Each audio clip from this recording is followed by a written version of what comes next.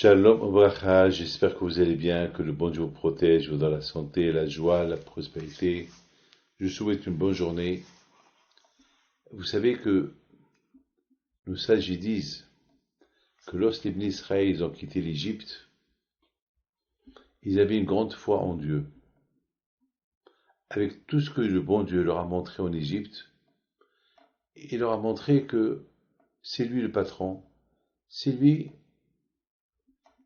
il a toutes les solutions. Beaucoup des fois, mes amis, les gens, ils n'ont pas de solution. Ils croient que c'est fini. Et le fait qu'ils croient que c'est fini, ils tombent dans la pression, le désespoir, et c'est fini. Eh bien, Akadosh Baruch Hu, il leur montre, non, rien n'est fini. Et j'ai des solutions. Et Hachem, il a trouvé une solution à tout. Hachem, il a trouvé la solution comment enrichir les Juifs en Égypte avant qu'ils deviennent des gens libres. Comment? Eh bien, lorsqu'Hachem, il a le premier coup qu'il a donné Hachem en Égypte, c'est l'eau qui est devenue du sang. On se pose la question, pourquoi l'eau est devenue du sang? Parce que mes amis, on ne peut pas vivre sans l'eau. Le corps, il a besoin de boire. Si on ne boit pas, on meurt. L'eau, il a besoin de l'eau. Le corps, il a besoin de l'eau. Mes amis, Akadosh Baruch Hu, il a fait que les Égyptiens ne peuvent pas boire. Les seuls qui pouvaient boire, c'est les Juifs. Donc, voilà une façon déjà que les Juifs, ils peuvent déjà, le fait que les Égyptiens, ils voient que eux, ils n'ont pas d'eau et les Juifs, ils ont de l'eau, donc ils ont commencé à leur demander, donnez-nous un peu de l'eau. Ils vont leur donner de l'eau, l'eau devient du sang dans leur bouche. Alors les Égyptiens vont dire, alors, qu'est-ce qui s'est passé? Tu nous as donné de l'eau et est devenu du sang. Alors les Juifs vont dire, alors venez, on vous le vend. Hachem, il a commencé déjà à faire sortir le Juif de l'idée d'esclavage. C'est-à-dire que maintenant, l'Égyptien, il dépend du Juif. Jusqu'à maintenant, les Juifs, ils étaient esclaves chez l'Égyptien. Maintenant, l'Égyptien, il dépend du Juif. Non seulement il dépend des Juifs, mais il lui donne pas l'eau, il lui vend. Donc déjà, les Juifs, ils ont commencé à... Regardez, mes amis, vous savez, lorsque quelqu'un est guéri, ça prend du temps. Lorsque quelqu'un il a une blessure dans les mains, il met une pommade. Ça part pas tout de suite. Au fur et à mesure du temps, la blessure, elle guérit. Et c'est comme ça que Hachem, il a commencé à enlever l'idée de, de l'esclavage qu'il était dans la tête des Juifs. Maintenant, ils voient que chez les Égyptiens qui dépendent d'eux. Et pendant un an, Hachem, il a puni l'Égyptien et aucun Juif n'a été puni. Imaginez-vous lorsqu'il y avait la pluie.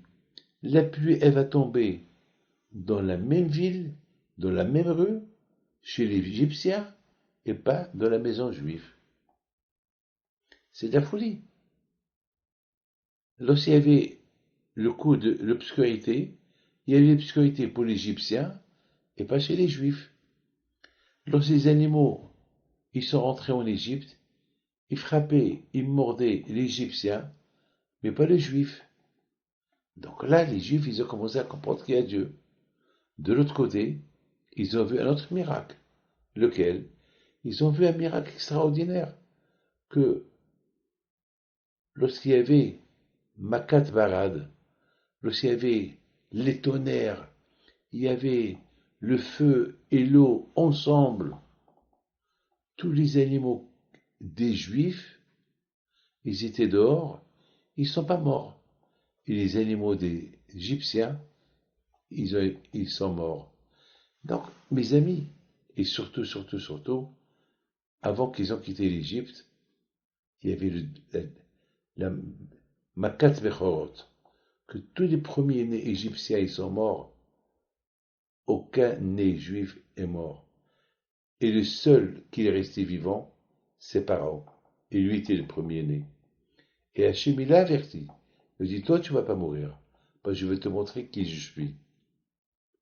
Mes amis, c'est extraordinaire. Je vous raconte une histoire. Je l'ai écoutée hier. Il y avait une femme qui vient chez moi. Elle me dit, Rabbi David, je me présente. Je m'appelle Esther. Et ça fait presque maintenant 20 ans que je ne vous ai pas vu. Mais je voudrais vous raconter une histoire que j'ai eue par le mérite de Rabbi Pido. Je lui dis quoi? Il m'a dit que j'avais fait un accident. Et, et, et j'avais mon pied, ma mâche était cassée et malheureusement, je devais avoir la canne toute ma vie. Et un jour, je suis venu chez vous et j'étais à la Hiloula de Rabbi Pinto pour prier pour que Hachem il envoie rien que la force pour pouvoir marcher parce que même avec la canne, je marchais mal avec la canne, j'avais mal. Et j'ai prié par le mérite de Rabbi Pinto, au moins que j'ai pas mal. Et mon mari, il m'a dit, mais pourquoi tu pries pour que tu aies pas mal?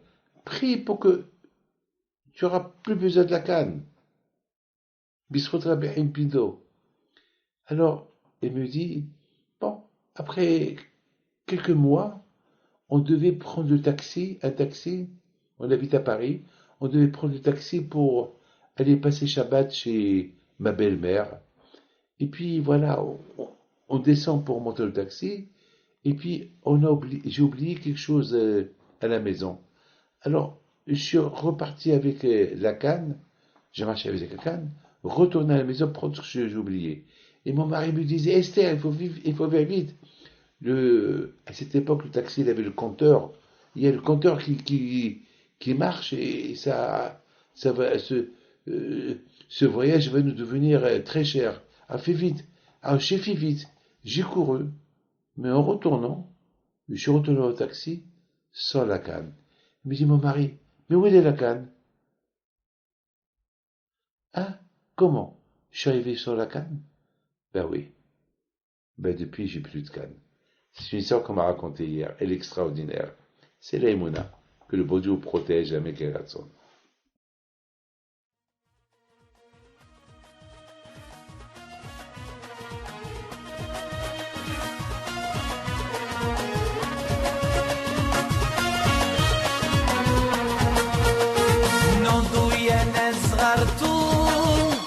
على ربيع حيم بنتو وقف لنا زي خو